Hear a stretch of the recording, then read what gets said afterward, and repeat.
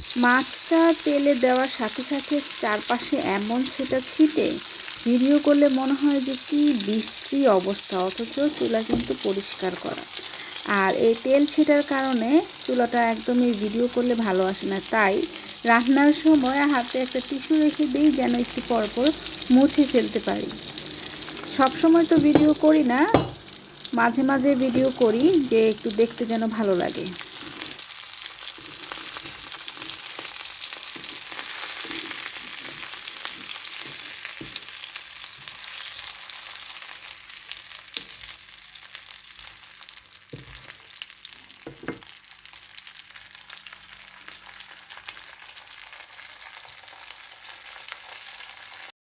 আজকে আমি যে সবজি রান্না করব সেই সবজির জন্য এখানে আমি মসুরি ডাল ভিজিয়ে ধুয়ে পরিষ্কার করে রেখেছি।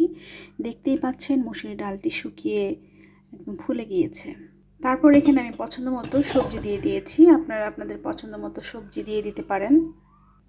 এখানে আমি তেল দিয়েছি, লবণ দিয়েছি এবং হলুদ দিয়েছি, সামান্য একটু রসুন বাটা দিয়েছি, দিয়ে মেখে তারপর হচ্ছে পানি দিয়ে ঢেকে দেব।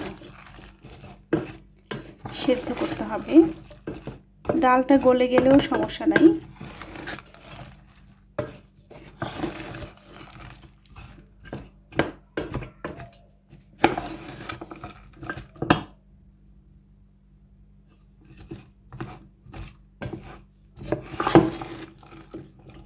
এখন 2-3টা কাঁচামরিচের ফালি দিয়ে তারপর হচ্ছে পানি দিয়ে আমি ঢেকে দিব। চুলা আমি অন করে দিয়েছি।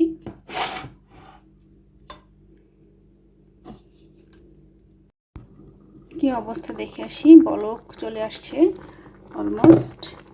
আমি এখন কাঁচামরিচ দিয়ে দিয়েছি, নেড়ে দিব। আসলে এখানে পছন্দ মতো সবজি, তারপরে পছন্দ মতো ডাল কয়েক রকমের দেয়া যায়, তবে মশলা খুব কম দিয়ে সেদ্ধ করতে হবে, কারণ আজকে আমি একটা স্পেশাল ডিশ তৈরি করছি, সেটা হচ্ছে সাম্বার পাউডার দিয়ে। এখানে আমি নিয়ে নিয়েছি তেঁতুলের জুস, সাথে চিনি দিয়েছি। চিনি দিয়ে আমি এটা কিছুক্ষণ রেখে দিব।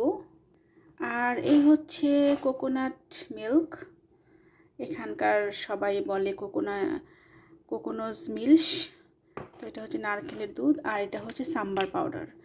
এই সাম্বার পাউডারের মধ্যে সমস্ত মশলা দেয়া থাকে, যার কারণে সবজি আর ডাল যখন সেদ্ধ করব সেক্ষেত্রে মশলার পরিমাণটা খুবই কম দিয়ে সেদ্ধ করতে হবে। আমি এখানে হলুদ দিয়েছি, সামান্য একটুখানি রসুন বাটা দিয়েছি, তারপরে লবণ দিয়েছি, কাঁচামরিচ দিয়েছি, দিয়ে আমি সব কিছু দিয়ে ঢেকে দিয়েছি। আর টমেটোটাও দিতে হবে বাসায় টমেটো থাকলে টমেটো দেওয়া যাবে, টমেটো না থাকলে টমেটো এনে দিতে হবে।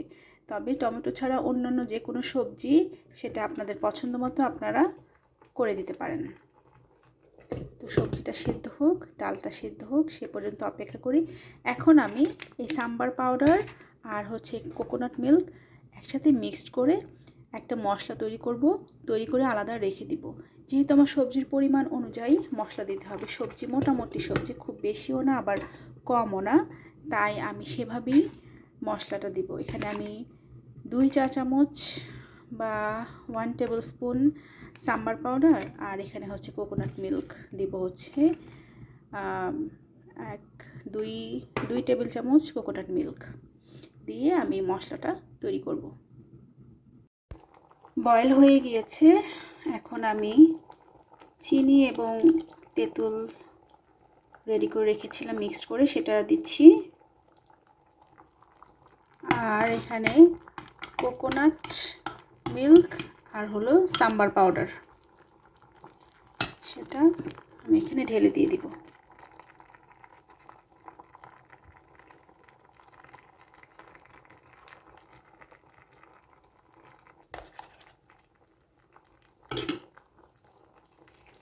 এখন ভালোভাবে নেড়ে আবার ঢেকে দিব। তারপর হচ্ছে আমি বাগার দিব। ফোড়নে হচ্ছে শুধু সরিষার তেল, তারপরে দিব হলো সরিষার বীজ, তারপর শুকনা মরিচ দিয়ে একসাথে যখন হয়ে আসবে তখনই বাগারটা দিয়ে দিব।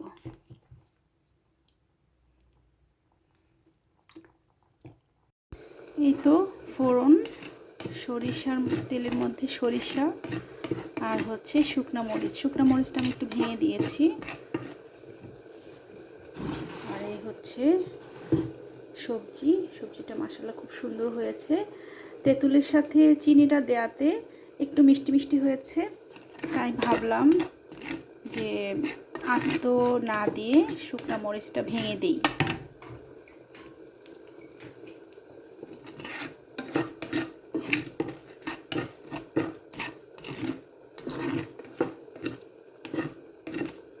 ধীরে ধীরে নাড়তে হবে, কারণ সরিষার দানাগুলো যদি পুড়ে যায় তাহলে তরকারিটা একদম নষ্ট হয়ে যাবে, ভেজিটেবলসের রান্নার কোনো মানেই হয় না।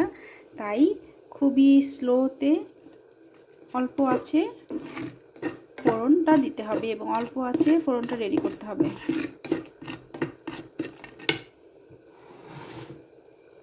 আর এখানে আমার রেগুলার রান্না মাছ হয়ে গেছে অলমোস্ট।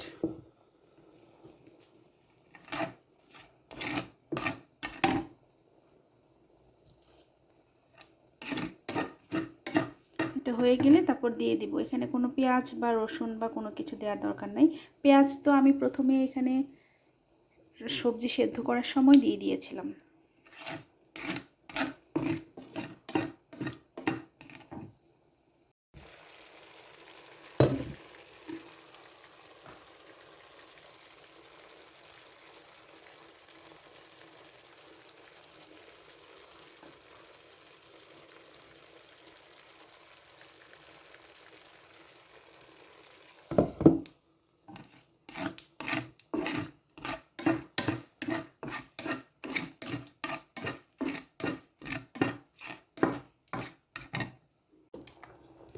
সবজি দিয়ে সাম্বার পাউডার দিয়ে এত মজার একটা ভেজিটেবলস। ডাল আছে এখানে,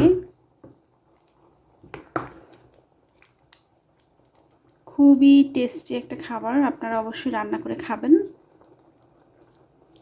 দুপুরবেলা গরম ভাতের সাথে খুব ভালো যাবে। রান্না শুরু করার আগেই হচ্ছে আমি আগে বিছানা গোছাই, ঘরটা পরিষ্কার করে ঘর মুছে নেই, বা ঝাড়ু দেওয়ার হলে ঝাড়ু দিয়ে নেই। সব কিছু শেষ করে তারপর হচ্ছে রান্নাটা আমি করে ফেলি। তাহলে আমার কাছে মনে হয় যে সব কিছু গোছানো, কিন্তু রান্না করার পরে না আর ভালো লাগে না, ঘর গোছাতে ভালো লাগে না। এই জন্য সব কিছু আগে সম্পূর্ণ কমপ্লিট করে তারপরে কোটা বাছার সব কিছু রেডি করে তারপর হচ্ছে আমি রান্নাটা বসাই। এখন এত গরম লাগতেছে, ফ্যানটা কোনো রেস্ট নিতে পারছে না আমার জন্য। রোদের অনেক বেশি রোদ পড়তেছে। এখন জানালাটা আমি লাগিয়ে দিব, শাটারটা একটু ডাউন করব, তারপরে হচ্ছে ফ্যান ছেড়ে দিব। এত রোদ, এত গরম, গরমের দিনে গরম থাকবেই, তবে এই বছর একটু বেশি গরম লাগছে। এই ফ্যান আর হচ্ছে এয়ার কুলার মানুষের জীবন বাঁচাচ্ছে।